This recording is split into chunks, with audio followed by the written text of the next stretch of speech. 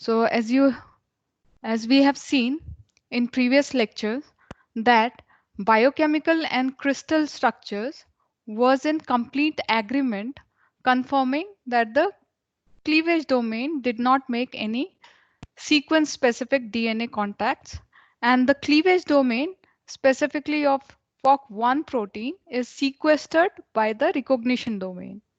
And since there is only one single catalytic site per monomeric FOC1 enzyme, therefore the hypothesis started to appear that they hypothesized that the FOC1 enzyme should rearrange in higher order structures to cleave both strands of DNA. So we will see this in today's lecture, that what was their proposition and what were the papers which actually proves that the POC1 enzyme occur in higher order structures, as in case of especially the dimer protein. So we will see in today's lecture. So basically two papers. This is one here and then second this one. So these two accompanying articles were published in year 1998 in PNAS journal here. So this was published by the same group which showed earlier the crystal structure. That means Agarwal group, and here you have senior and other authors changed. So Ira Shekhawat and then this is Anil Agarwal. So these both papers were in the same journal and then same article or same publications. So what they showed here, that 3D structure of FOC1 dimer protein. So this is the structure of protein in one paper. And then the second paper, they demonstrated that FOC1 dimerization is required for the DNA cleavage activity. So we will see this both papers one by one in today's article and today's class. So we have seen this secondary structure of FOC1 that is aligned with STS1 enzyme. This STS1 is again type 2S enzyme that cleaves DNA 10 to 14 nucleotides away from the recognition site. So this is 10 to 14, whereas our FOC1 is 9 to 13 base, where away from the recognition site. Whereas the both behave like FOC1 and S2 is both type 2 enzyme. So this we have already seen. And now coming to the dimer structure of FOC1 enzyme. What you see here is the recognition domain containing D1 subdomain, D2 in green, so D1 in magenta, D2 in green, and D3 in white, these domain. And what you have here is the cleavage domain specifically in blue. So these are the cleavage domain as you can see here. So what you see again, the cleavage domain in blue is connected with your recognition domain by a specific linker as shown here in red. So this is the your linker domain. So here you can see these are the linker domains and this is connected to the. So as you can see that the recognition domain is connected through the linker and the dimer is mediated by a parallel helix. This helix are here represented alpha 4 helix and alpha 5 helix of one cleavage domain, and the other cleavage domain is shown here in blue. So apart from these two, there are no specific interactions between D1 domain or D2 domain. So if you can see, this is the interface of interaction, but in the picture represented here, you can also say that there is some interaction at D1 phase. But if I try to input here the PDB structure of these dimer, PDB structure and try to rotate this whole structure, you will see there is no interactions between D1 domain, subdomain of the FOC1 enzyme. And the only interaction that takes place between these two arm is through the cleavage domain. So this is the only domain which interacts with the two protein, between the two protein. So now coming to the details of this interaction domain. So this is the FOC1 dimer interface. So this is the whole dimer interface, which is formed by parallel alpha helix alpha 4 of 1 and alpha 5 helices. The two alpha 4 helices are perpendicular to each other. So for example, one monomer contains one alpha 4 helix and this is coming from the second monomer, and this also contains the, and two are perpendicular to each other. So apart from that, if we see closely, this is the residue, that is aspartic acid 483 of alpha 4 makes a bidentate hydrogen bonds with your arginine 487 coming from the other alpha 4 monomer. And similarly, you have aspartic acid 483 from this monomer makes a hydrogen bond with your arginine 487 here in this case. So these two are the prominent interactions that are taking place within this your dimer interface. So I would request you to remember this interface because this is important for our future lectures where one can mutate this sites aspartic acid or arginine, and if you mutate this site the cleavage activity of the whole protein gets reduced, and we will see in this today's lecture also.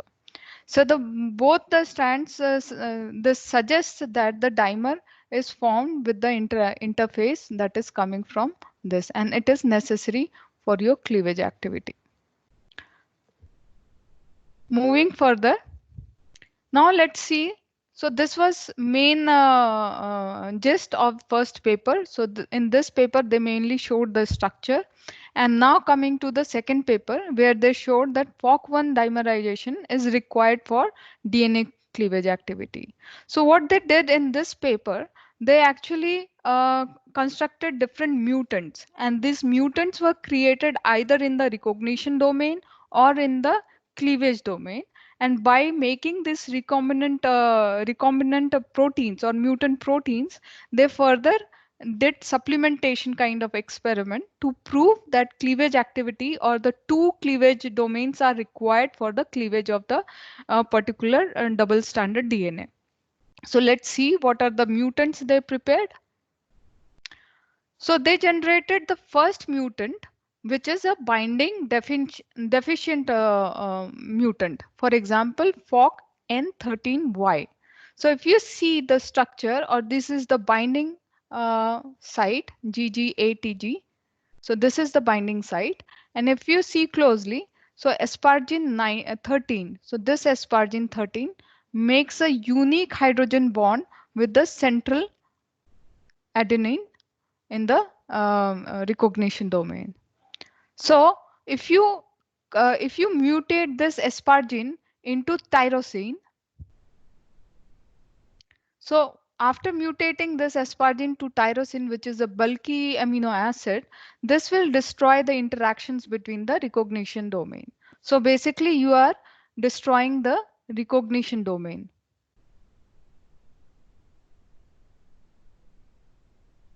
Whereas the cleavage domain here in this mutant is intact. So therefore, this mutation will interfere with the cleavage domain. Why? Because you have the recognition domain is not there. That means protein will not bind to a specific site, and if protein is not binding, then the cleavage will not happen. This is the presumption of making this mutant protein. Now the second construct what they prepared was cleavage domain variant. So they wrote here is the FOC CD domain. So this is cleavage domain or C-terminal domain, which comprises of 196 amino acid from 383 to 578, and this corresponds to 25 kilodalton as we have seen earlier. So what is there in this case? So there is no recognition domain, because we are taking only the C-terminal part, and there is intact C-terminal domain or the cleavage domain is intact. So there is no recognition domain in this case. So this is the second mutant. And the third mutant what they created was FOXCD, where aspartic acid was changed into alanine. So you remember this is the cleavage domain as shown here.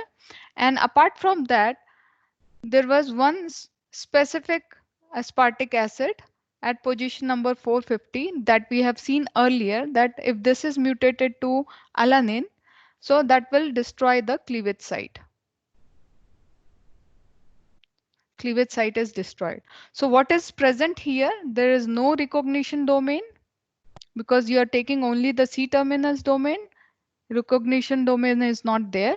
Whereas in this case, cleavage domain is also mutated.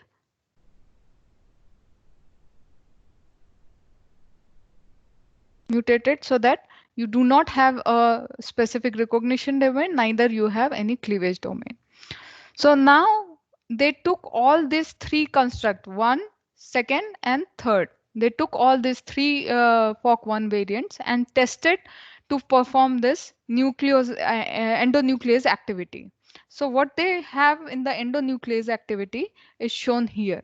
So what do you expect with these mutants? For example, the substrate DNA was incubated with the 500 nanomolar concentration of your mutant proteins. For example, you have N13Y mutant, and when it is incubated together with double standard DNA, so this will not cleave your DNA as shown here. There is no product, whatever, you cannot see any product. So this is the timeline, 2 minutes, 4 minutes, 6 until 12 minutes. You do not see any cleavage product. The second mutant, again, you have incubation with 500 nanomolar concentration. And again, only the cleavage domain will also not give any product here. So there is no product in this case. And obviously, this is the catalytically inactive mutant. Again, you do not see. So this is when this whole mutant enzymes are incubated alone with your DNA. So this is a mutated enzyme and this is also mutated enzyme incubated with your DNA all alone. Now when the similar experimental condition, when you have very small amount of wild type FOC1 enzyme. So this is the wild type FOC1 enzyme and the amount here they have used is very minimal. For example, in this case they have used 1 nanomolar concentration. In this case they have used zero point 0.5 nanomolar concentration of FOC1 enzyme, and here also they have used 1 nanomolar concentration. So here when you see the FOC1 enzyme in very minute quantity, they are able to give the cleavage products, as you can see here. Although the cleavage of the DNA is not up to 100%, a very small portion of the DNA, maybe 5% of the DNA products are cleaved even after 12 minutes. So this is what you see here, and here also you see small amount, but the protein here is very minimal. So you see very less amount of cleavage products coming out from the experiment. And when the normal was supplemented with the mutant proteins, for example, this is normal protein, and together with that you are supplementing it with the mutant proteins. This is 500 nanomolar of mutant protein. Then you see an increase in the rate of cleavage. For example, in this case, you have increase in the cleavage activity. In this case also, you have increase in the cleavage activity. Whereas, in contrast to all these two cases, in this case, you do not have any increase in the cleavage product. So what is going on, we will see one by one. So here, FOC1 was supplemented with N13Y mutant. So after that, you see a around 20-fold increase in the cleavage activity. So I will represent like this, increase in the cleavage activity, and this increase is relative to your FOC1 wild type. So relative to this cleavage activity, there is an increase in it. So what this represent here is there is some kind of interaction going on with this two protein. For example, wild type FOC1 is interacting with the FOC-N13Y.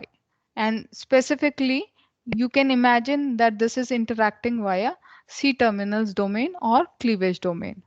So this is one example. Now the second example. In this figure, it shows that wild type shows less than 1% of your DNA substrate was cleaved by very small amount of FOC1 enzyme after 12 minutes. So you can see here, under the same condition, your mutant protein, for example, CD, even after 500 nanomolar using, they do not show any cleavage activity. So there is no cleavage activity here. However, when both proteins were mixed together or supplemented with each other, then you see around 50% of the substrate DNA is already cleaved at the 8th minute. So here if you see, so you have the cleavage of 50% DNA at around 8th minute. So again, this whole experiment suggests that FOC1 enzyme interacts with the cleavage domain to cleave the substrate at the site-specific sites. So for example, 9 to 13 nucleotides away from them. So from second experiment also, they concluded that they suggest that these two proteins are interacting via C-terminus domain.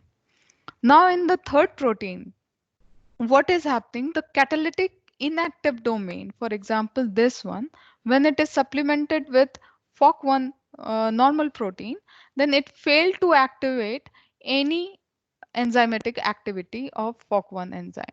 So that means that there is no interaction with the cleavage domain at this case because the cleavage domain is mutated in this case. So you have mutant and this is already catalytically inactive, right?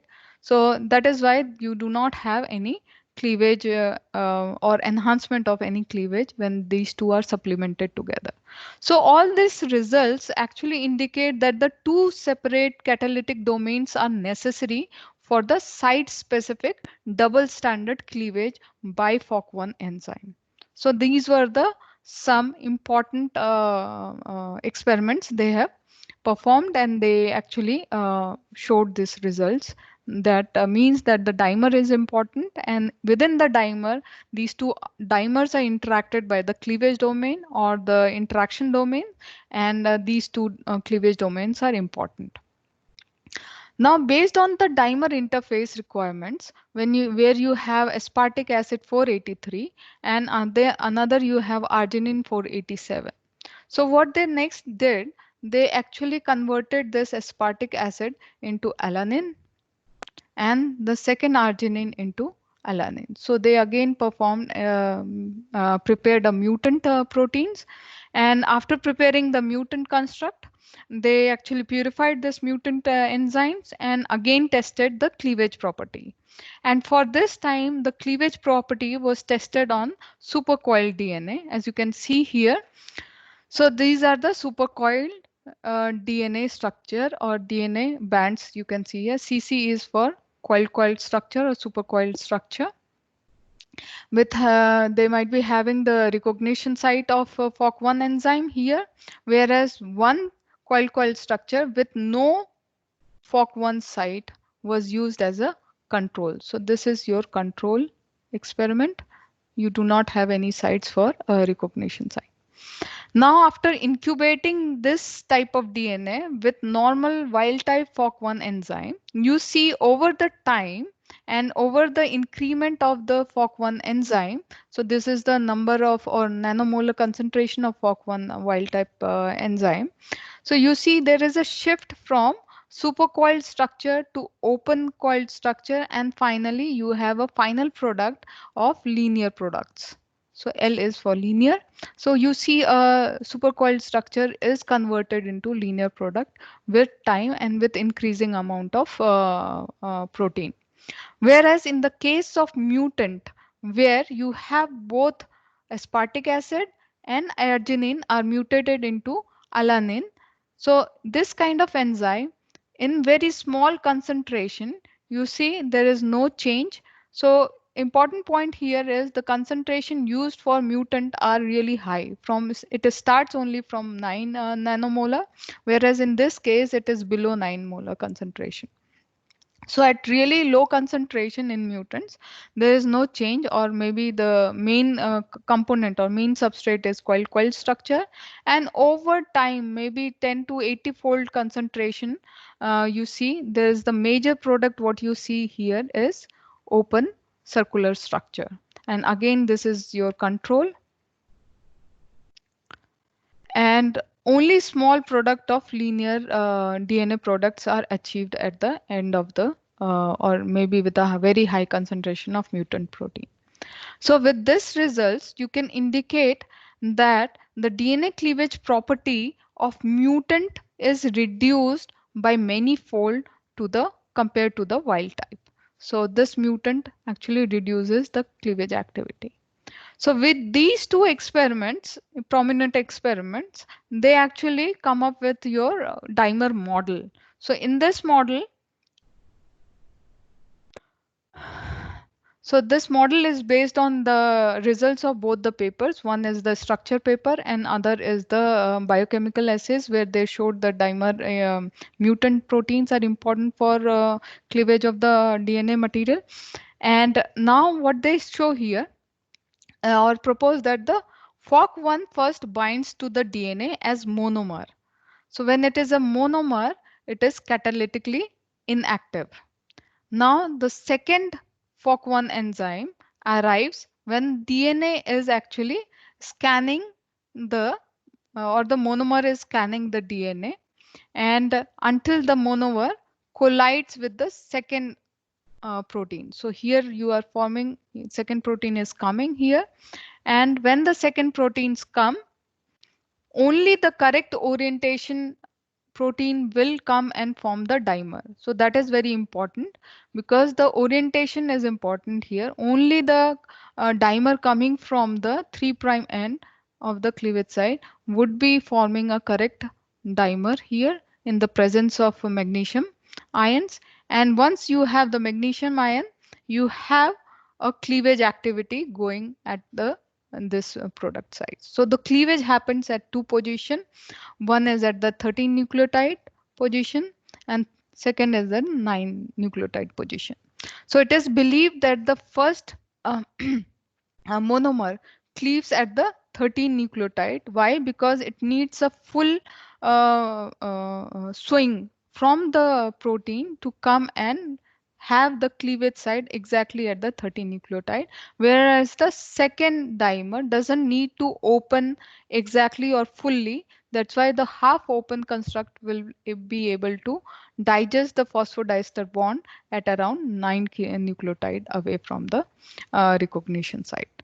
So this is what their proposal looks like, the whole proposal. And with this, I'm already at the end of today's class. So in today's class, we have seen that the cleavage domain of both strands occur after the dimers formation in the presence of magnesium ions. Now, the dimer model offered two kind of regulation. So first, it so dimer actually gives you some kind of regulation. The first regulation is the C-terminal domain or the cleavage domain is actually released, or because you know this cleavage domain is sequestered with the recognition domain, and it is only released upon specific sequence specific DNA binding is recognized. So once the recognition domain is found by the enzyme, then only you have release of cleavage domain. And this dimer of cleavage the catalytic domain is required to achieve proper alignment of two catalytic domain.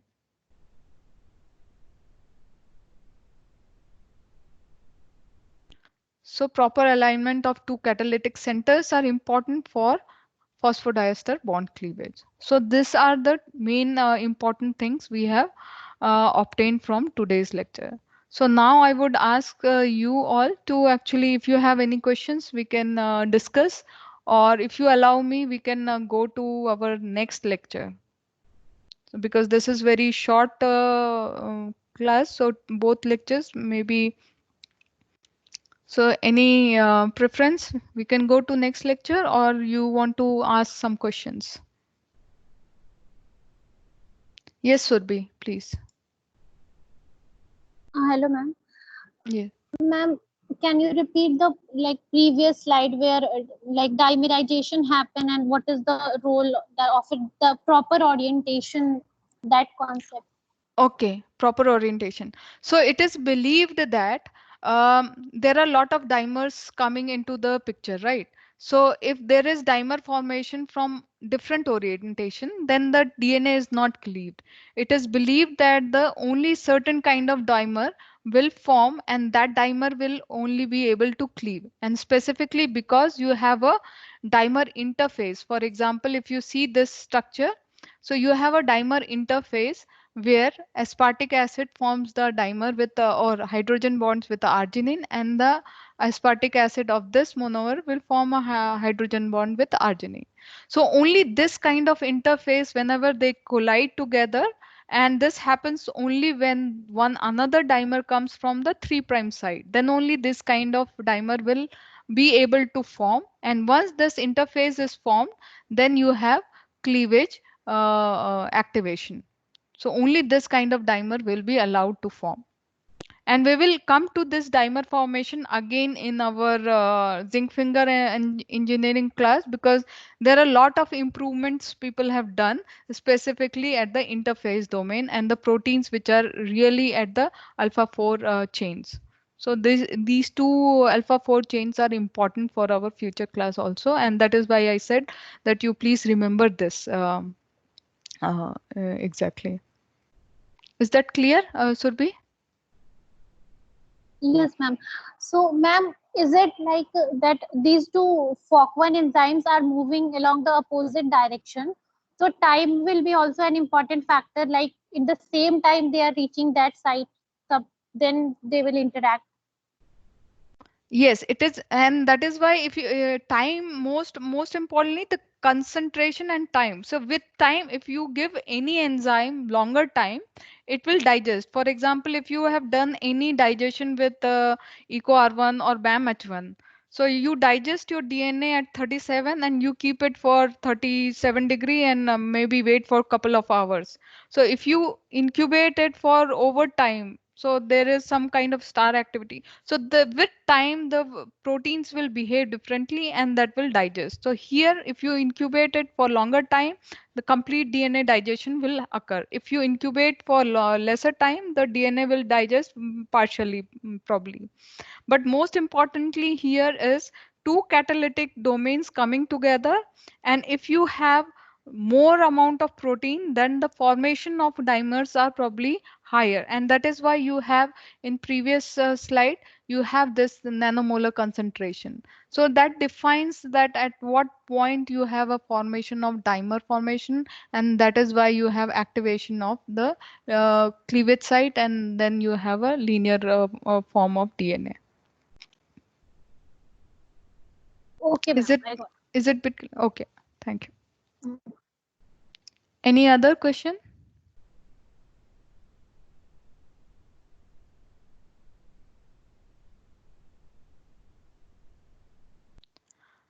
So if there are no further questions, maybe we can go to our next lecture also, because that is also a small amount, or maybe 10 to 15 slides. We can see that as well.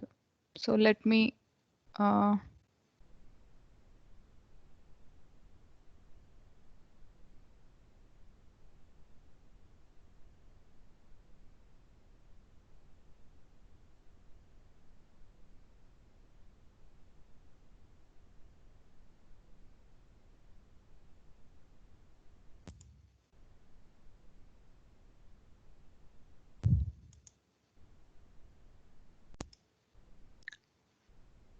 so maybe we'll continue this as well. So in this class, we will see that what was the reason of basically we will see the chimeric formation of the enzyme. So you remember in our first, second, or third lecture, basically the third lecture, where Chandrasekharan group already mentioned that their enzyme, they had already shown that FOC1 enzyme had two domains. One was recognition domain and second was cleavage domain, and they actually represented that because of this modular nature, one can actually prepare a chimeric kind of enzyme. And immediately after that publication of his paper from his own group, he started in actually construction of a different kind of enzyme. So we will see in today's lecture how he prepared the chimeric enzyme using the FOC1 enzyme. So let's see a little bit of background. uh,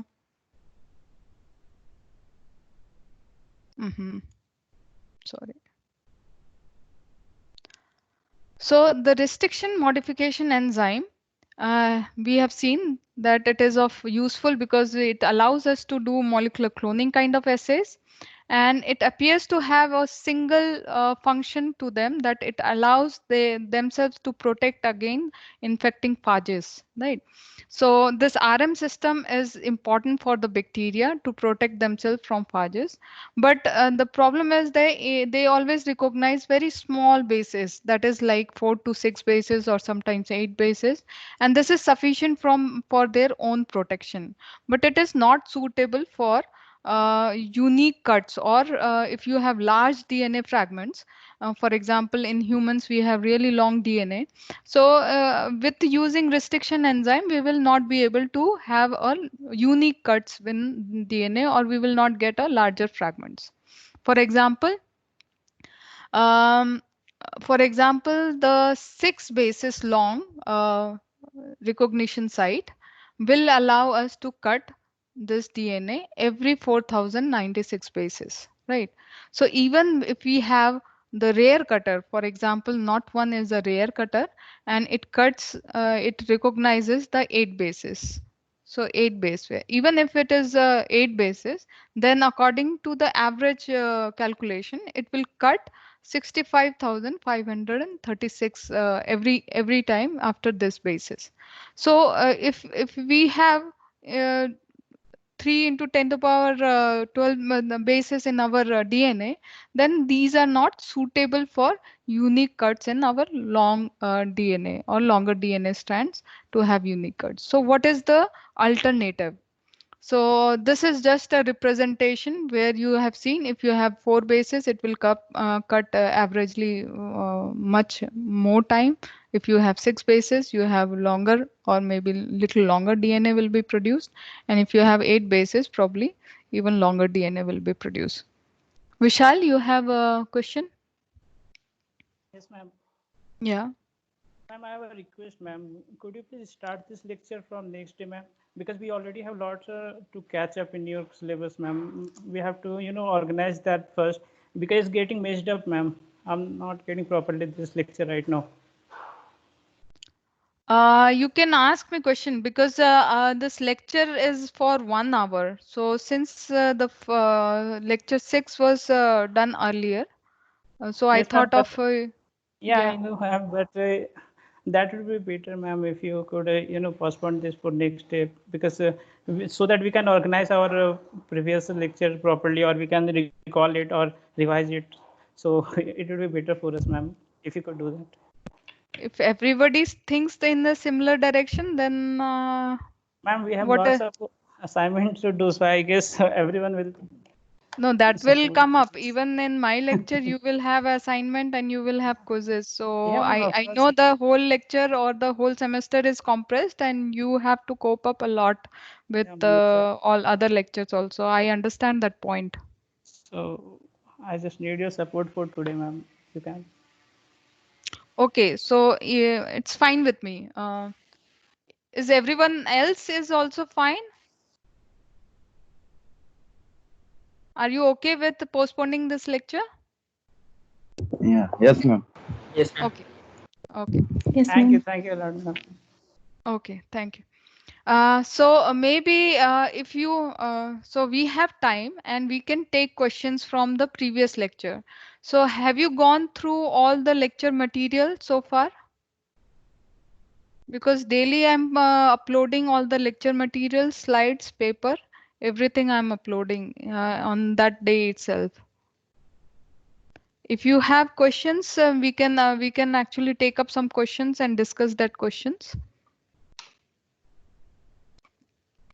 Ma'am, Yes. we had a question earlier which we didn't discuss till now. You told me that till last lecture it will be clear that that parity thing G and C was there, like it will prefer G first and then C. Okay, so you are talking about the cleavage sites, Cleavage right? side, yes. Yes. So so that experiment, it was done in isolation. For example, you have taken out the C-terminus domain, which has the cleavage property or cleavage domain.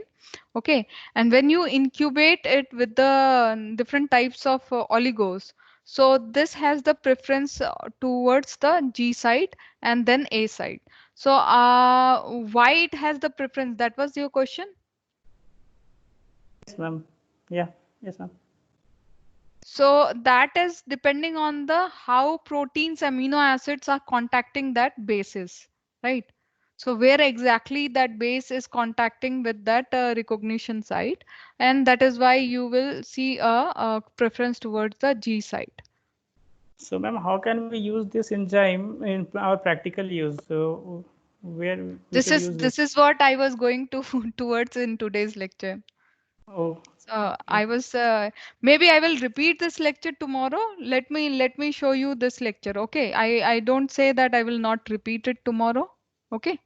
okay, Is ma'am. that fine? Yeah, ma'am. Of course. Okay. Thank you. Uh, So what you see here is the different length of the DNA what you get after the cleavage site, right?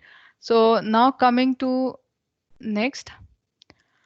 So in year 1994, so last lecture what we were there in last lecture we saw 1998 paper and 1997 paper where the dimers were shown, right? But this paper came immediately after showing the modular structure. That means he from Srinivasan group, they had earlier shown that you have a recognition domain and you have a cleavage domain. Soon after this paper, he started working on chimeric restriction enzyme. And this time, what he showed that by taking one DNA binding domain, so there might be lot of DNA binding proteins, right? DNA binding proteins.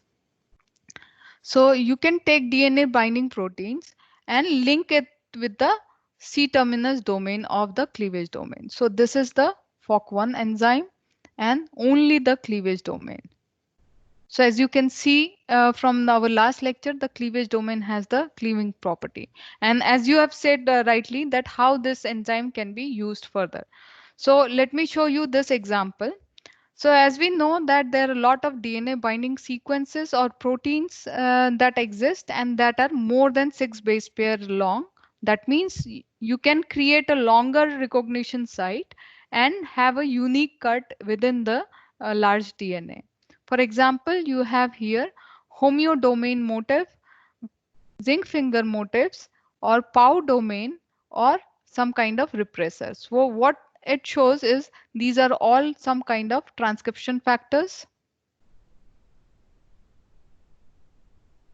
And they all have some kind of structures, especially helix turn, helix loop kind of structure to actually bind with your DNA at a specific site. So these are contacting with your DNA. So therefore they are said as a DNA binding proteins. So I will come to zinc finger motifs again after this lecture, and these are not forming helix turn helix loop. They have a unique structure how they contact their DNA. So this we will see afterwards. But for today's lecture, you can imagine that you have lot of naturally occurring proteins within any kind of cell, for example, Drosophila yeast or human cells or any eukaryotic cells. And these structures have DNA binding or helix turn helix loop by which they are binding with DNA. Now, using this DNA binding domain, one can actually attach this or link this DNA binding domain with the C-terminus domain of your FOC1 enzyme, because this has the properly nuclease activity. And since this nuclease activity is not specific to any sequence, for example, it can also cut at G, it can also cut at A, it can cut at T, and it can cut at C. So there is no preference or no very much preference over any kind of single nucleotide. So this is very perfect or perfect nucleases to attach to any DNA binding proteins. So this is the thinking behind making any kind of chimeric restriction endonucleases. And we see that in Srinivasan paper, they chose ultra bithorax homeodomain motif. So by fusing this homeodomain motif is from Drosophila. So they did the fusion with the C-terminus domain of FOC1 enzyme. So this is the C-terminus domain.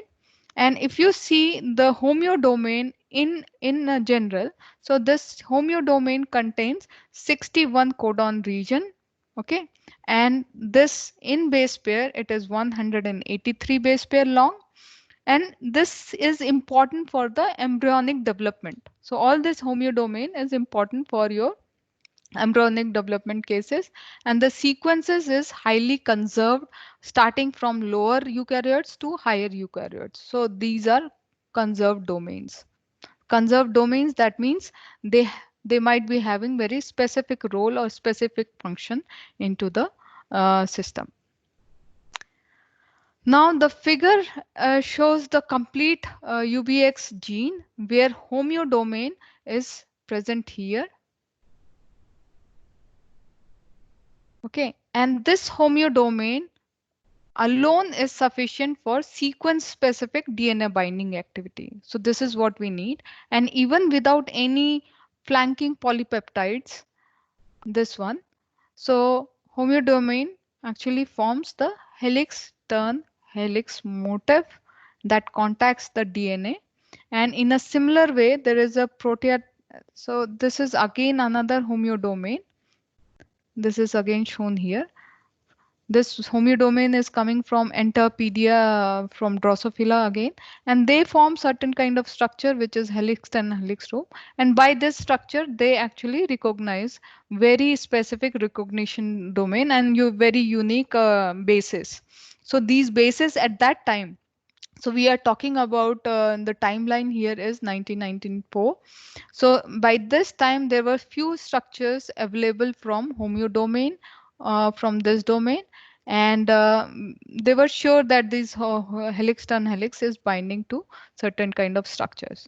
So this is what is shown here in structural format, that if it binds to the DNA, it actually forms this kind of structure, and the site where it actually binds are very unique. So this site is TTAATGGCC. So these are the 9 bases which actually interacts with the helix turn helix domain of your homeodomain. So when you mutate certain kind of amino acid within this helix turn helix loop, it also changes the base pair recognitions. That means this is a function role can be checked by your mutation within the homeodomain. So with this idea, they actually mutated. Oh, this is not true. They actually linked this with the FOC1 enzyme. So you can expect this FOC1 nucleases, and if you incubate this with the FOC1 nucleases, you can have a chimeric structure. So what you see here is a representation of PCR cloning technology, and these are the 2 vector UPRRS UBX with a FOC1 nucleases enzyme, and this is another vector. And the cloning strategy is shown here. First, the UBX is cloned between PST and BAM, and then the PST and NDE site. So this is what you are cloning. And after cloning, you transform this into E. coli vector, and what you create here is your this kind of structure. So for example, you have a homeodomain linked to your FOC1 enzyme, and this is the cleavage domain of FOC1 enzyme. Now the protein, this hybrid protein was extracted, and I will explain tomorrow in a different lane what is there. This is the protein extract. Then you have a crude extract. They also had in their construct was his domain. So that you can use his tags to purify this protein. On phosphocellulose column, you see some kind of bands, and the purified protein were isolated over the Cephorose column. Once you have this column, then you actually want to see whether this hybrid kind of chimeric protein is able to cleave your DNA or not. So for cleaving activity, they generated different substrate. So when you have a substrate, so this is one substrate where you are using plasmid UC13 0. 0 means you do not have any insertion of any kind of site. This is a perfectly one plasmid, linearized plasmid, where they might have UBX binding site. And then these three are the derivatives of your other substrate, where you have 1, 2, and 3. So this means 1 means you have insertion of 31 base pair DNA fragment, and this DNA fragments will have specific recognition domain that is recognized by UPX protein. So this is the DNA binding protein, and what sequences it recognizes? It recognizes this DTAATGGTT sequence. So this 9 base pairs. So this 31 base pair DNA fragment will have 9 bases, that is specifically this sequence here. That means you are adding the sequence inside, and then you are inserting this 31 bases, creating the sites for UBX to bind at a specific site. So in this region, you have one specific recognition domain. Here you have 2 sites joined together for the recognition of UBX enzyme. And then you have in third position, you have 3 31 base pair DNA fragments. So these are all the DNA substrate on which you will apply your cleavage activity of the proteins. So by doing so what you see here are different lanes. So first lane is the marker. Second is just the linearized plasmid. So this is the linearized plasmid you show here without any incubated protein, and all the derivatives along with the linear plasmid, all the derivative mixed with your UBX protein enzyme, the chimeric enzyme. This is the chimeric enzyme. So when you do so, especially when you see in the lane 3, the normal linearized plasmid is cut into 4 different fragments, 1, 2, 3, and 4. So these 4 fragments means that you have UBX binding site, and this UBX binding site is binding at different position and cleaving at 3 different position. You have 2 strong position, UBX binding position, whereas 1 cleavage site which is very weak. So that you can see here, and because of that you have 4 fragments coming to out. Now according to the construction, what they constructed here, 31 bases, they should have another 1.9 or 1.8 kilobases fragments coming out, and another 0.9 kilobases fragments coming out. So according to this cleavage, if UBX binds here. So Kulika Das, you have question here? Yes, ma'am, I did not get that part of strong and weak binding site. Can Okay. you please repeat again? Yes, So because you are getting 4 fragments, so 1, 2, 3, and 4, and out of 4 fragments, 2 fragments are very prominent fragment. That means you are getting very bright bands here. that means the prominent binding site is there. Whereas there are two very weak fragments coming out from this cleavage, and that shows at this weak site there is very weak binding of UBX protein. So this is what I meant, that there are two strong binding site and a weak binding site for UBX region in the linearized plasmid. Is that clear? Yes, ma'am. Ma'am, is it the case that the more the number of bases are we are incorporating, the more stronger the binding site is like? Yes, Is yes, it I will so? come to that. Yes, I will come to Okay. it. So Okay, ma'am. what they expected after incorporating the 31 base pair here, that they expected 1.9 kilobases fragment and second is 0.9 kilobases fragment, and exactly like this. So what you see here is the point. This is 1.9 kilo fragment, and second fragment what you see here is 0.9 kb fragments. So the more number of incorporation you see here, 31 bases, there are two number, the increase in the fragment size you see. So that means you have a strong binding site created at this position, and that is how you get the cleavage at this position, right? So this is according to their expectation. And once they found out that their chimeric protein is actually cleaving to the correct position as per requirement, then they wanted to find out that what is the space or the distance from the cleavage site it is cleaving the DNA.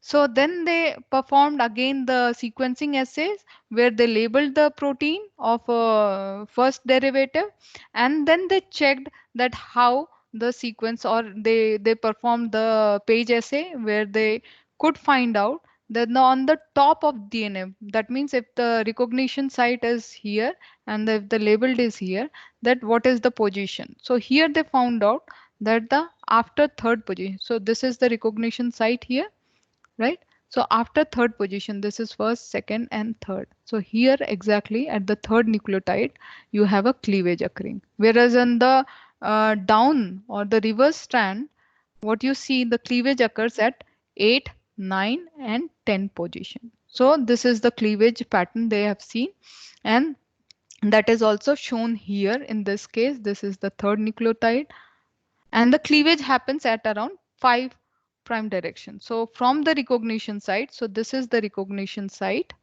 you can see here, and from the recognition site you have cleavage around 5 prime to the recognition site. So here in this case a third, this is 8th, 9th, and 10th position. So I want to actually emphasize here, by at that time when he was preparing this data, he was not aware of Fock dimer formation. So this he created immediately after his publication. So in summary, one can say that they successfully he engineered. So the Kim and Chandrasekaran group was successful in engineering their first chimeric restriction enzyme, and I will come to its usefulness again. Now the hybrid protein targets to the appropriate site. So we can see that if you have UBX DNA binding domain, so it will target only the 31 base pair site, and accordingly it will cleave the DNA. So that means you can target one of your protein, and if you want this specific DNA to be cleaved, accordingly you can target your protein of interest and then cleave that particular DNA. Now the hybrid UBXFN FOC nuclease hybrid shows non-specific nucleolytic activity. That is, the cleavage is not specific to one only nucleotide at particular position. That means it is not behaving exactly like the natural protein. So natural protein cuts around 9 to 14 base, 13 base pair away, whereas in this case the cleavage occurs at around 3 nucleotides, and the downstream it is 8, 9, and 10 nucleotides away from the sequence. So altogether, this is an important landmark footprint of Chandrasekaran, because whoever talks about the nuclease enzyme or chimeric enzyme, they always talk about this paper, because this was the first any kind of artificial restriction enzyme shown to be prepared. And this also targets the protein of interest. So that means it can so now the question was asked by Vishal that how this is important. Now you can imagine that you want a DNA to be cleaved at certain position, right? And that you can create by using your FOC1 enzyme, linking it to one sequence specific tailor-made protein. For example, you can create one protein that binds to specific region what you see in your DNA, and then with that tailor-made protein which have very sequence specificity, you can link this with your FOC1 restriction enzyme, that is the cleavage domain of FOC1 restriction enzyme. With this, you can actually cleave your protein of interest, or sorry, cleave your DNA at specific site. And this is required in our biological system, because if you have one nucleotide basis which is wrong in certain kind of disease, by this you can actually replace that, or you can cleave and then repair it, and then again do certain kind of assays to repair that enzyme. So all this are required, and slowly we will see that the usefulness, how it has been applied to different system. People have applied starting from Drosophila to yeast to even eukaryotic system, cell lines and other systems. So to prepare different mutant organism and to create a protein. So based on this whole engineering process, many different companies has also come up. We will also see that in future classes. So this was the basis of these two things, that you have a dimer formation. So here in this lecture, the dimer was not known because we are talking about 1994. But actually the two dimers come together, specifically the two cleavage domains come together to cleave the enzyme, basically like type 2 enzyme. And then the cleavage we can utilize with our own preference, basically by binding it to very specific domains where we can cleave any site of interest. So this is the usefulness, and we will study that in future classes. So with this, I think I will close today's lecture, and I'm open for any kind of questions. Yeah, yeah, again, Kulika. Can you pronounce your name? Ma'am, it's Kohelika. Kohilika. Okay, Kohilika. Yes. Please. Ma'am, why are we calling it like chimeric restriction enzymes? I did not understand that. Chimeric is the term used for when two different things join. So here one enzyme or one protein is coming from homeodomain, and one is coming from FOC1. So these two are joined together. That is why it is said as a hybrid enzyme, artificial enzyme, or chimeric enzyme. Okay, ma'am. Yeah. Any other Sam? Yes, ma'am. Ma'am, I have a question regarding. Is my audio clear, ma'am? First of all. Yes. It is Yeah. clear. So it is regarding the catalytic domain of FOC1 as well as BAM-H1. So they were shown to be quite identical or similar at the best, with both the catalytic domains being very similar, the active sites being quite similar. If that is the case, why are we restricting ourselves to FOC1, and why not BAM-H1 or some other restriction enzyme for chimeric proteins? Okay. This is a very interesting question. So BAM-H1 has a recognition domain, very specific recognition domain, right? And exactly at that recognition domain, the cleavage site is also there, right? So you have one restriction domain. Within that restriction domain, you have the cleavage of the bases, right? What is the restriction sites? Do you remember for BAM-H1, GGATG, something like that, palindromic sequence, right? So that means you cannot distinguish between the recognition domain and the cleavage domain. Both are not separable. And that is why we are not taking BAM-H1 or any type 2P enzyme. Whereas in the case of type 2S enzyme, the two things, one is recognition domain is separable by your cleavage domain. And this is interesting because you can separate entirely your recognition domain, and you can only use your cleavage domain. And this cleavage domain you can link to any kind of recognition domain, and that is how it will go into the system, bind one recognition domain and cleave the cleavage domain. So these two things are separable, and in BAM H1 it is not separable. Am I clear? Yes, ma'am. Thank you, ma'am. Okay. Ma'am, another question, ma'am. If you go Yes. to, if you could go to lecture 6, Yes. over there, you did show one of those gels where I think you mentioned it was with the catalytic domain with D50, D450A, Yes. the aspartate being converted to alanine. So you Yes. mentioned that there's no enhancement, although there was something, there could be something per se seen in the graph, I mean, in the gel, with respect to product being formed. There was relatively more when wild type FOC1 and wild type FOC1 plus the CD D450A domain was added. So could you explain why could we see a greater amount whereas the concentrations used were exactly similar? So why is it that we have more over here and less over there? So you are mentioning about this figure, the catalytically inactive domain? Are you talking? Oh, sorry, I have not. Okay, let me share it.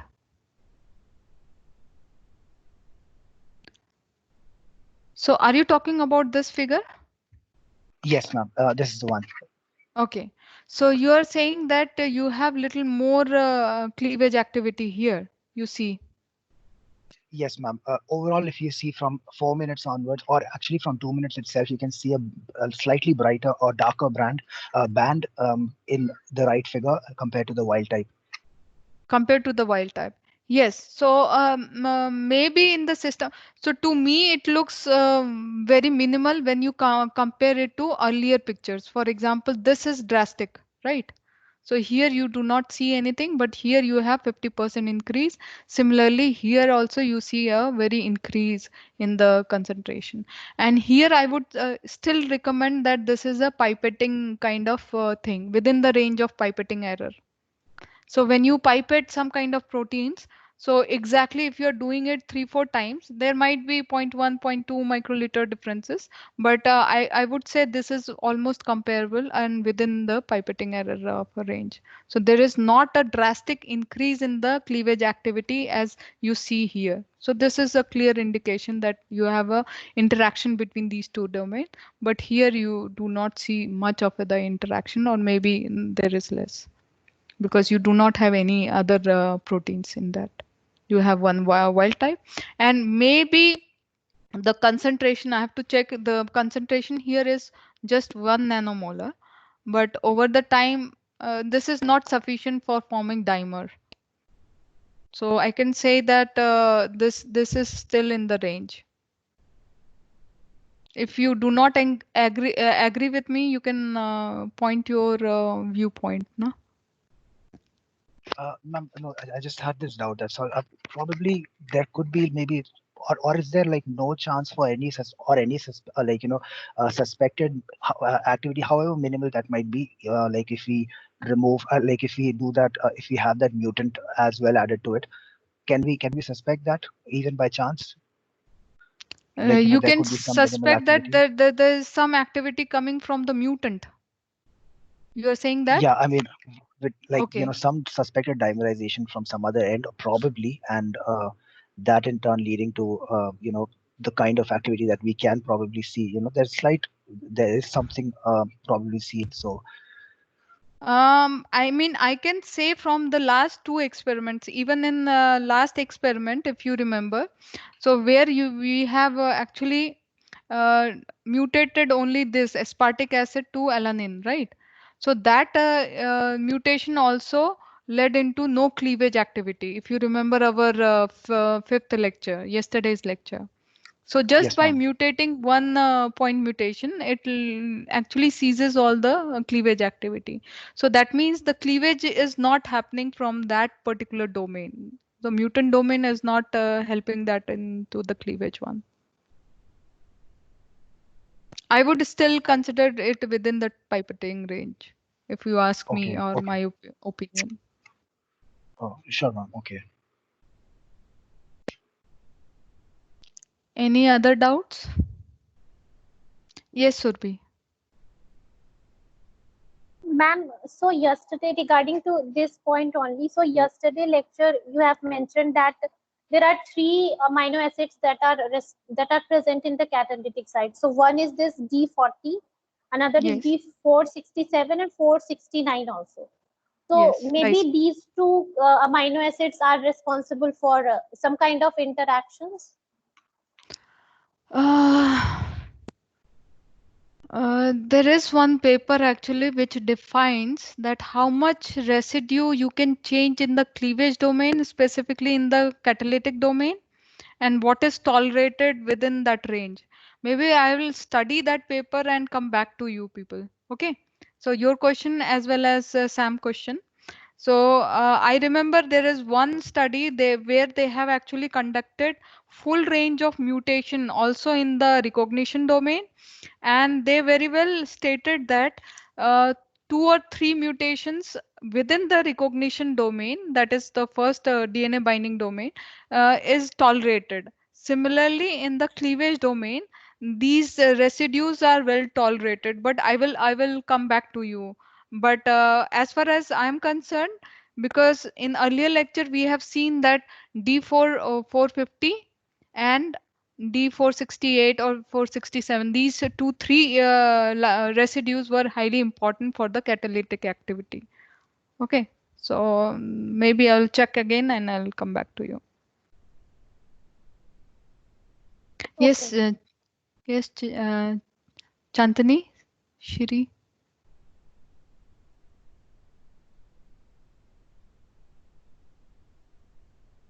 Any further questions? Ma'am, am I Yes, audible? now you Ma'am, are audible. this is regarding the chimeric mutant. Yes. Like they have succeeded in preparing a chimeric mutant, but will it be that much easy to design a protein which binds to our recognition sequence of DNA? Yes, it is possible to bind, it is possible to actually make a chimeric protein. That is possible. People have done that and people use it extensively. So basically, when we study our zinc finger proteins, you will see that in theory, basically, it is in theory, it is possible to conduct or you construct one domain which is binding to one codon. So we have 64 codons, right? So based on Yes. the codons, you can actually construct one singular motif that will bind to one codon. Then you can link it to other motif that will bind to second codon. And by doing so, you can actually create a whole kind of variants. So with that variant, you can target any part of the basis. And that is Okay. how you can prepare that. So we will come to that in future. So Ma'am, yes, yes, go ahead. I also have another doubt. Yes, tell me. Like you have referred to that we can address some sort of mutations like in terms of human mutations and all using this FOC1 enzyme. Yes. But is it after embryonic stage? Because if we cross embryonic stage, I don't think we can play with the genetics anymore, man. That part I think Dr. Raj will come because it comes totally in the application part, but it is possible to, correct in the somatic cells as well as in the embryonic cells. Okay. Okay. Yeah. Thank you. Welcome.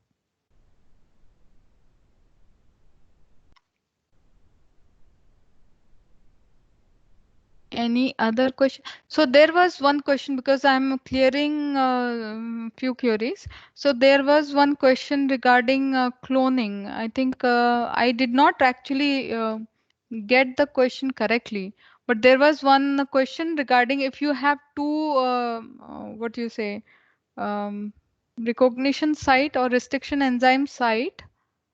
Can one ask this question again? Who asked this question? I have that file.